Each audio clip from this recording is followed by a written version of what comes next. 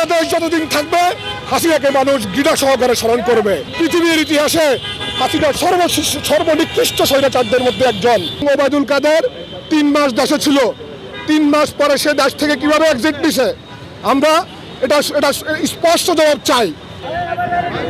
আপনারা জানেন আমি নিজেও গত জুলাই যে গণ অভ্যুত্থান ঘটেছে এই অভ্যুত্থানে আমি নিজেও একজন গুলিবিদ্ধ হয়েছিলাম এবং আমার সাথে আমার 2জন ভাই মারা গেছে। ছাত্রদলের সেক্রেটারি নাসির ভাইয়ের নেতৃত্বে আমরা গত 19শে জুলাই বিজয়নগরে অবস্থান করি, ঠিক আছে। কিন্তু আপনারা যদি আজকে দেখেন কিছুদিন আগে সচিবালয়ে আগুন লাগছে, কারা আগুন লাগাইছে আমরা জানতে চাই, কারা আগুন লাগাইছে আমরা জানতে চাই। এবং ওবায়দুল কাদের 3 মাস দেশে ছিল, 3 মাস পরে সে দেশ থেকে কিভাবে এক্সিট দিছে আমরা এটা স্পষ্ট জবাব চাই। এবং হাসিনার কার্যত বিচার বা বিচার প্রক্রিয়া, দৃশ্যমান প্রক্রিয়া আমরা এখনো দেখতেছি না। আপনারা জানেন এই জুলাই গণ অভ্যুত্থানে আমাদের 2000-এর বেশি ভাই নিহত হয়েছেন এবং 30,000-এর বেশি ভাই আমাদের আহত হয়েছেন। তো আমরা বলতে চাই যে 2000 নিহত এবং 30,000 যে আহত হয়েছে তাদের খুনি যারা ছিল তাদেরকে আজ পর্যন্ত তাদেরকে অ্যারেস্ট করা হয় নাই। আমার পরিসংখ্যান যদি ভুল না হয়ে থাকে পুলিশের মাত্র 26 জন কর্মকর্তাকে অ্যারেস্ট করা হয়েছে। 2000 মানুষকে নিহত এবং 30,000 মানুষকে আহত কি 26 জন করছে না। আপনাদের মাধ্যমে আমি বলতে চাই ছাত্রলীগ, যুবলীগ, স্বেচ্ছাসেবক লীগ, আওয়ামী লীগের কোনো শীর্ষ নেতৃত্ব এখন পর্যন্ত অ্যারেস্ট নাই। আমরা দেখেছি গত 16 বছর লুটপাট করে 5 আগস্ট জুলাই গণ অভ্যুত্থানের পরে এরা বিভিন্নভাবে বিভিন্ন মাধ্যমে বিভিন্ন জনকে ম্যানেজ করে এরা দেশের বাইরে আমোদ ফুর্তিতে ব্যস্ত আছে।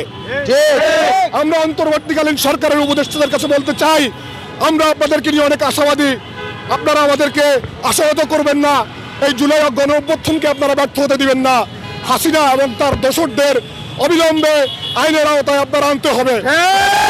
এবং আপনারা যে আমলাতন্ত্র দেখেছেন, হাসিনার আমলাতন্ত্র এখনো কিন্তু বহাল তবিয়তে আছে। আমরা এখনো বিভিন্ন ডিসিকে দেখি যারা সরাসরি খুনের সাথে জড়িত ছিল এজাহারে তাদের নাম বাদ দিয়ে ফাইনাল এজাহার করার জন্য করতেছে। এগুলো কার ইন্ধনে করতেছে, কেন করতেছে আমরা জবাব চাই।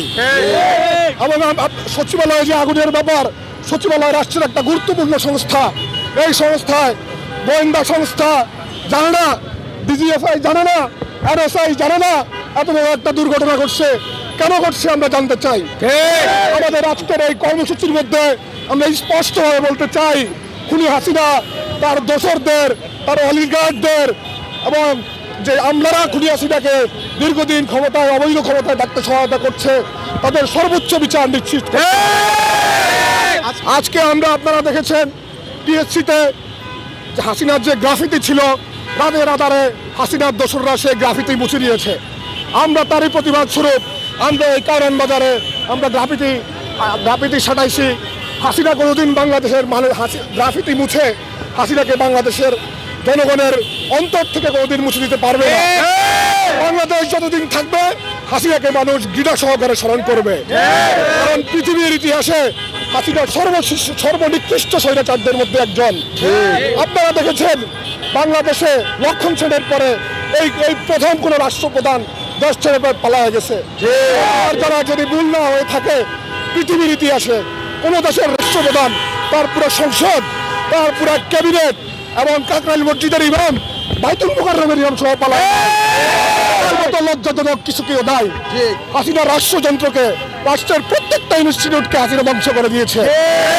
এবং আমি আপনাদের মাধ্যমে স্পষ্টভাবে বলতে চাই আমাদের যে ভাইরা নিহত হয়েছে তাদের পরিবারের দায়িত্ব রাষ্ট্রকে নিতে হবে।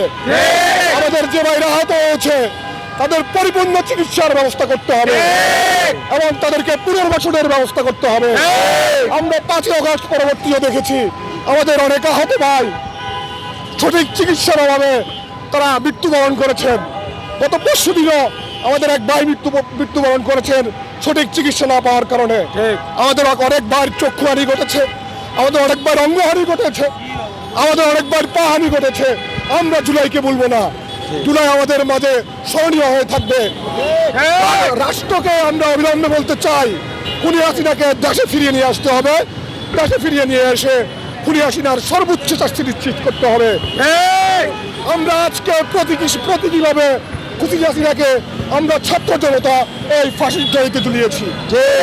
এবং আমরা বলতে চাই, খুনি হাসিনাকে যদি কেউ অবৈধ সুযোগ দিতে চায়, তার বিচার প্রক্রিয়া নিশ্চিত না করতে চায়, তাহলে বাংলাদেশের জনগণ যেভাবে এই ফাঁসিবাদকে বাংলাদেশ থেকে বিতাড়িত করেছে, সেভাবে তাদেরকেও বিতাড়িত করবে।